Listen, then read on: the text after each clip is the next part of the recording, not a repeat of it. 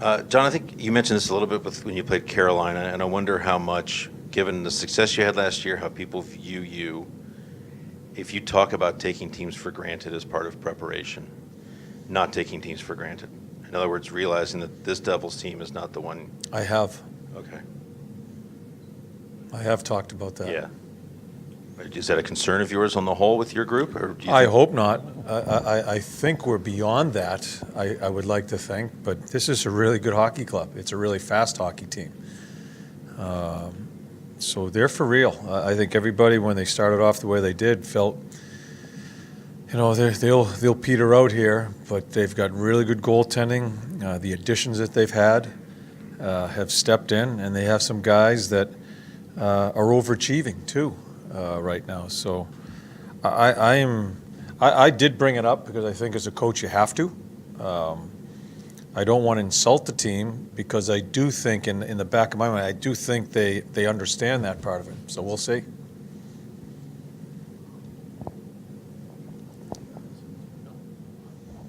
Dave isn't here. Oh, there's Dave there. Yeah, you're not. No questions tonight? Observing. Imagine that. John, you talk so much about, from an offensive perspective, that you like to have your forwards take the odd angle shot, capitalize on the rebound. Mm-hmm. Is that something you ask Ian Clark or that you talk to the goaltenders about focusing on from their perspective too, being prepared for that those rebounds, those odd angle shots, or do you leave that part of the game? Against us, you mean? Correct. Yeah. We are.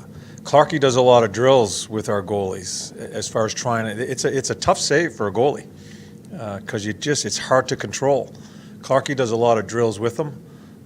We certainly make our defensemen aware of on those bad angle shots. It's not about looking for the puck; it's looking for sticks. It's just so hard to control that.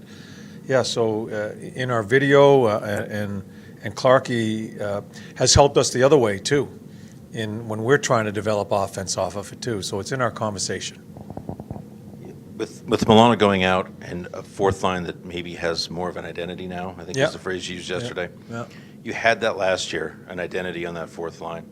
How much are you looking for some sort of combination of guys that can give you a fourth line that has a clear identity? Yeah, it's important. It's funny, our fourth line center last year is leading his team in scoring right now out in Las Vegas, and Bill.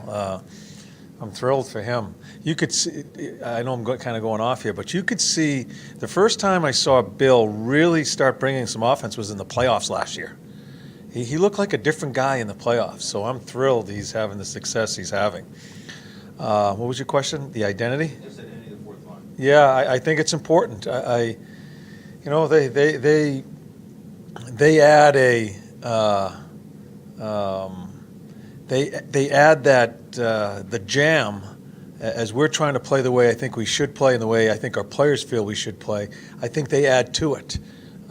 This fourth line here tonight, and I'm not sure if it is the fourth line that we talked about yesterday. I'm not sure what's the second, third, or fourth line going into tonight's game.